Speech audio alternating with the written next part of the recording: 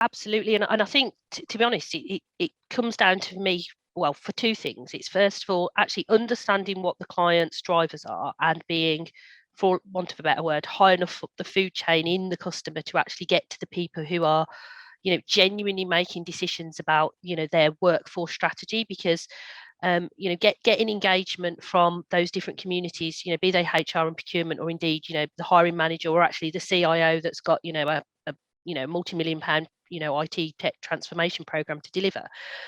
They all have various different needs that if you can react to, you will get their buy-in. And a classic case in point for me is, when we've gone to talk to organisations about contingent worker programs, for example.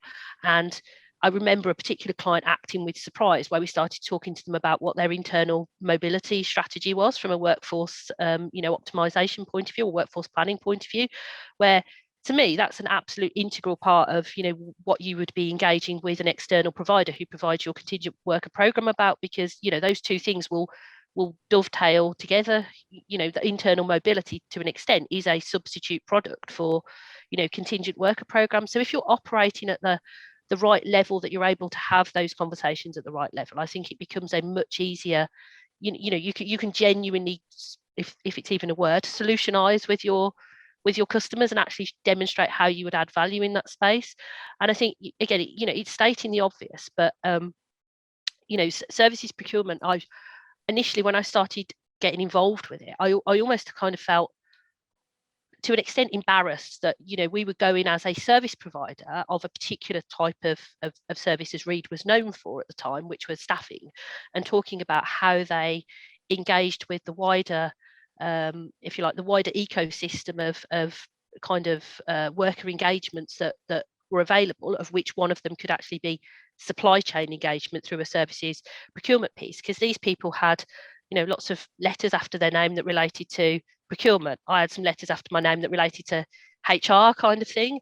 But in terms of what you're actually doing as an organisation, when you're adding value around that services procurement piece, you're actually bringing rigor to how those interventions dovetail with, again, that workforce optimization program. We're not here teaching them how to order, I don't know, the parts in their automotive supply chain, for example. What we're saying to them is, you have an outcome that needs to be delivered. Actually, what's the best way of delivering this outcome? And actually, we have expertise across this whole range. And I think the bit that, is obviously still attractive to procurement is, if you look at some of the savings that have been delivered out of, again, traditional managed service programs, contingent worker programs, you've taken, what was actually, even 20 years ago, relatively well managed pockets of spend, because of how big they tended to be within organisations. They had specific category management around that.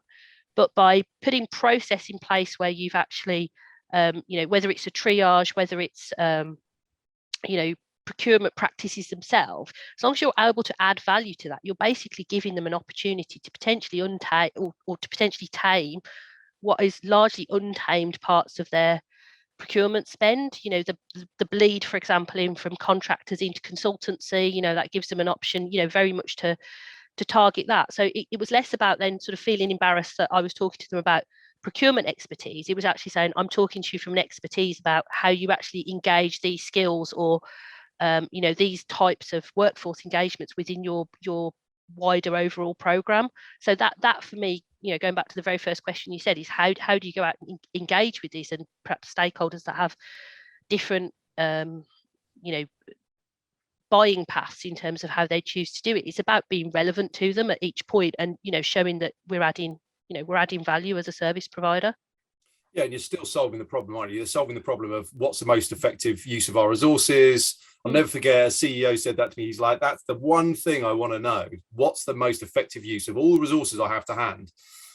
So for you guys in a central position, you're helping them marshal how they resource work that needs to be done. And I think, it's interesting what you were saying, Lee, about how the traditional contingent workforce programs have been more commoditized. That's definitely true. And it's kind of, you can drive those things down and you're making savings, and then it becomes more difficult to make bigger savings, the way that the supply chains are really buttoned up on the recruitment side and how efficient the process is. But if you look at something like services procurement, it's such a greenfield area in terms of the potential savings, where, you know, nothing's in a competitive bid, nothing's measured, half of it's non-compliant, it's all spreadsheets. It's an area where there's huge opportunity to make a difference. Yeah, absolutely. I think it might have been Joe that said that the contingent workforce solutions had been commoditized. So I don't want to tell you, but I absolutely agree with that. And you're right. The savings aren't necessarily available there. If anything, that price point's going to go up because of all the cost pressures we're under in the big wide world. So where are savings available, and we're making sure you get the best access to talent and control, visibility, compliance, etc. All of those things in an effective supply chain, ESG, EVP, EDIB, all of the wraparound services. But if we are still talking about savings, absolutely, Johnny, that's the area to look at in terms of savings. And I think that's because you're typically looking at higher, be it day rates, or you've got the more expensive resources that sort of provide. If to Joe's point earlier, it's a big tech transformation. You're looking at be it skill set that is expensive, and traditional margins. If they're on the expensive resource, that's greater. That's a greater fee. So the savings are absolutely there, and I think that's probably because a lot of companies, and this comes down to basics, but a lot of companies monitor their headcount, and you know, you can put headcount on that, but there's caps on that. There isn't always a cap on the consultancy spend. So consultancy spend had this kind of free roam to just spend. So quite often, resource was being purchased as consultancy, or resource was being badged up as consultancy and going in that route. So that is the next evolution for us to get control of that. If savings is the objective, you definitely can get savings there, and we'll be able to. Greenfield is probably a bit more than green, I think, Johnny, but yeah, savings can absolutely be gained from that area. And whilst we don't want to see the margin go further down on the traditional temp labour, do we, Joe? That is not what we're about right now.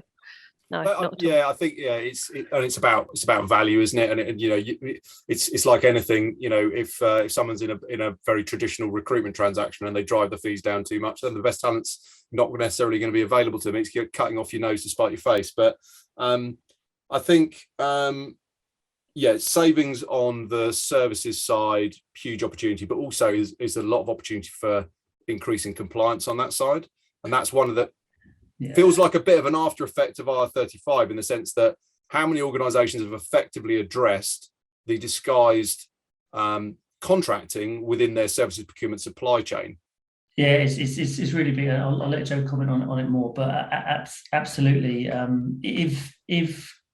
If services or if consulting is really actually resource that's been badged up as resource, and you've got regulated customers, which many are, that all need certain, you know, individuals, however they're being engaged, to go through certain compliance angles, then that is another key reason why people are looking to get control of what's happening there. And you'll have seen that a lot, Joe, won't you, in terms of the vetting, if you like, that the service providers have to go through.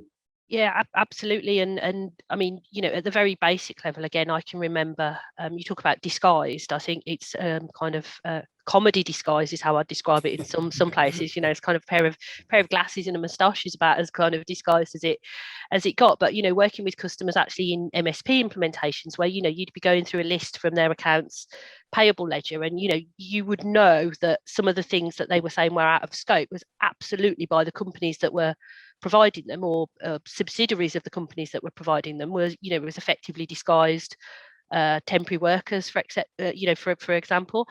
And I think, you know, when you look at again the opportunity not only for I guess savings, as we've talked at length about, but actually compliance, or bringing some rigor actually to the process of how you onboard and work with those organizations, you know, that for me is where services procurement is going to add the most, you know, the most value, as it, you know, either as a standalone product, or, as I said, sitting within a wider MSP type solution. Yeah.